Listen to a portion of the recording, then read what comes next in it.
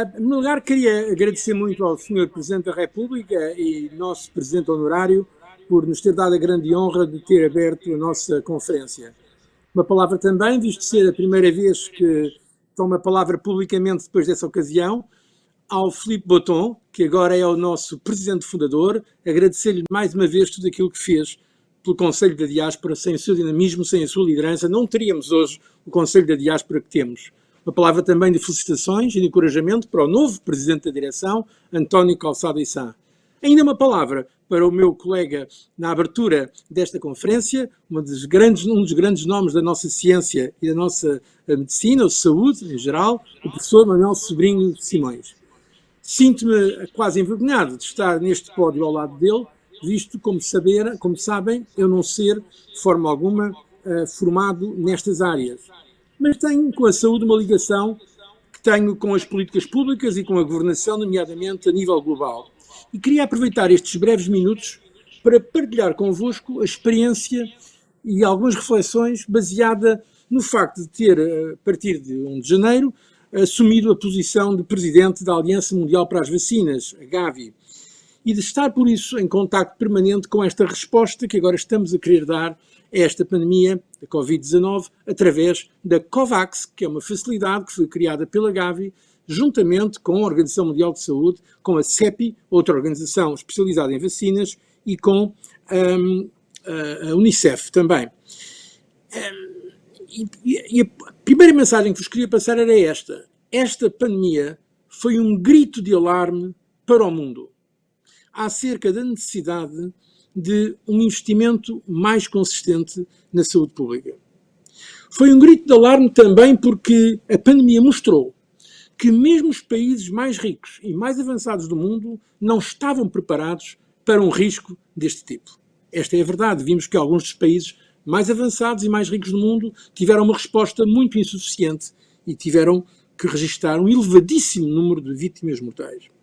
Existe, pois, hoje uma disponibilidade que não existia antes para encarar as questões da saúde pública de um modo novo, investindo não apenas na saúde, mas naquilo que agora tornou-se de moda usar a palavra, podemos chamar a resiliência das nossas sociedades, a resiliência dos nossos países, não só em termos de saúde, em termos também de economia, na ligação da saúde com a economia e eu diria também com o meio ambiente. Nesta conferência vamos analisar a prevenção e cuidados de saúde, ciência e inovação, educação e formação, impacto na economia. Eu acrescentaria ainda, isso ficará com certeza para outra conferência, a questão do ambiente. Porque é sobretudo na ligação entre estes três fatores, ou estes três aspectos da economia, do ambiente e da saúde, que podemos, ao fim e ao cabo, definir novos padrões de bem-estar para a humanidade em geral.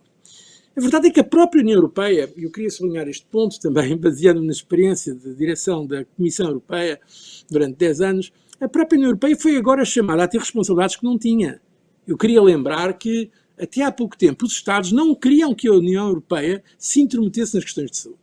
Os Estados diziam, e aliás é verdade, que não há um Serviço Europeu de Saúde, há Serviços Nacionais de Saúde.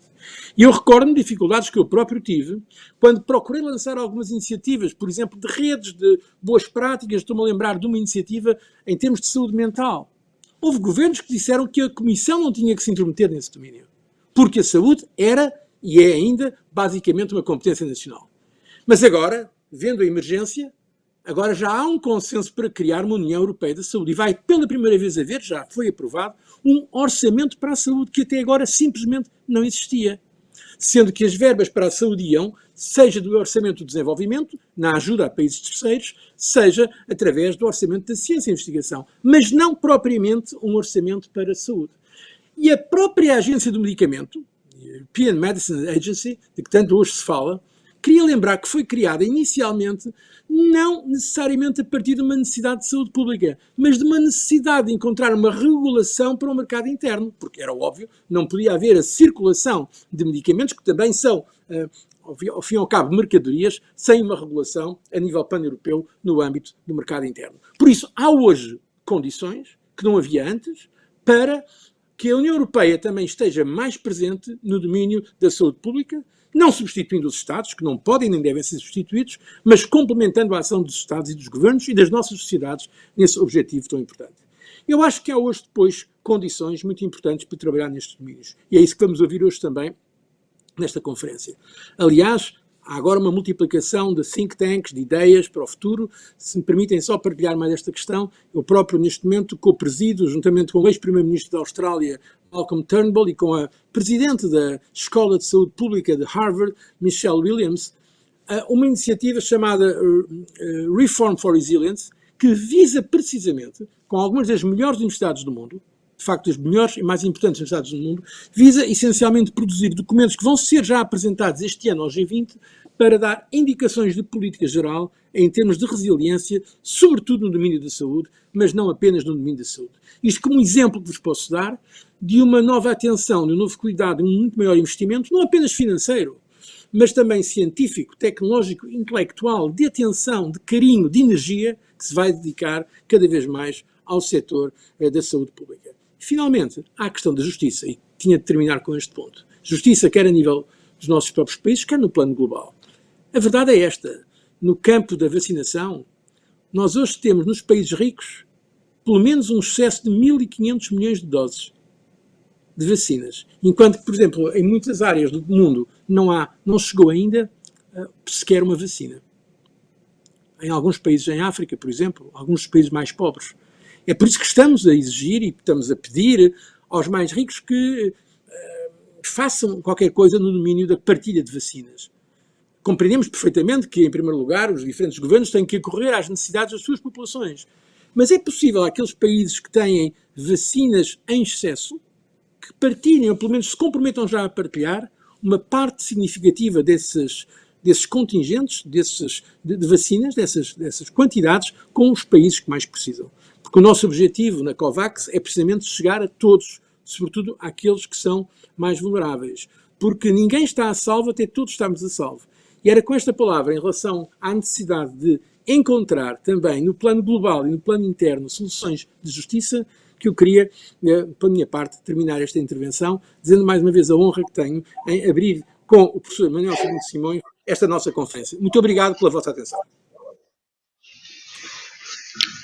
Muito obrigado eu, porque o Dr. Durão Barroso fez, como viram, uma introdução estupenda de como é que a gente constrói o futuro. Eu vou voltar um bocadinho atrás, porque primeiro, claro, quero agradecer ao nosso Presidente da República, que mais uma vez pôs as coisas no ponto.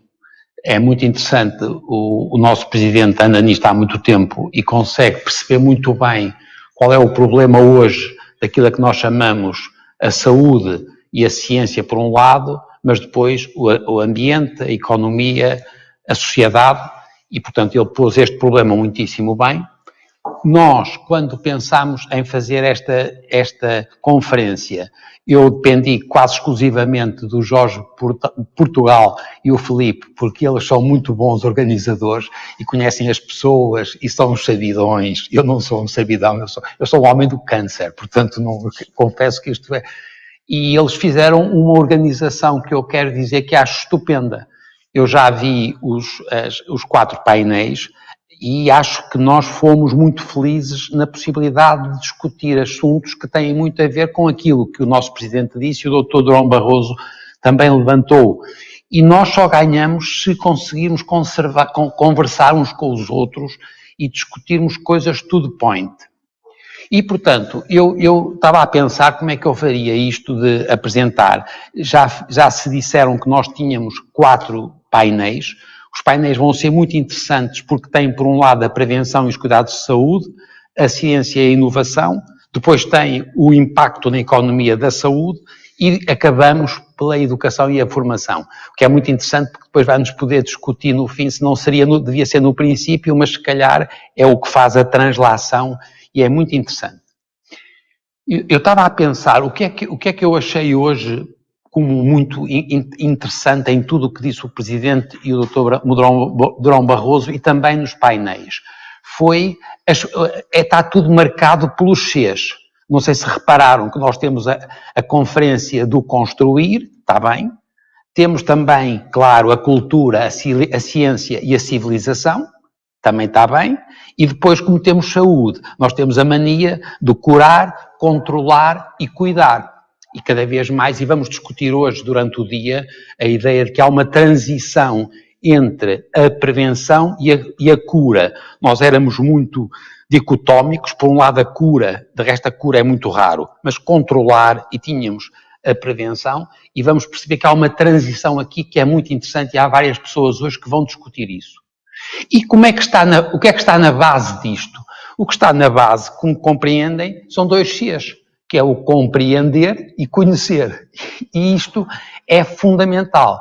Nós, em Portugal, temos um problema crucial, continua a ser o nosso problema de compreender e conhecer, que passa, antes de mais nada, pela educação e pela formação. E, portanto, eu também achei graça que nós chamamos porque a razão da conferência. Eu estava a pensar que eu, por exemplo, que sou muito do câncer, eu acho muita graça à pergunta porquê e também o como. Mas o que nós hoje vamos discutir, e temos realmente 4 painéis excepcionais, nós vamos discutir não o porquê, mas também o para quê. E cada vez nós, em Portugal, temos que passar para esta fase do para quê, quer seja para a economia, quer seja para a saúde, quer seja para a economia. E, portanto, eu vou passar a palavra para os painéis e desde já agradeço a participação que foi, eu adorei estar aqui como organizador, mas de facto isto deve só ao Filipe e ao Jorge Portugal. Bom dia.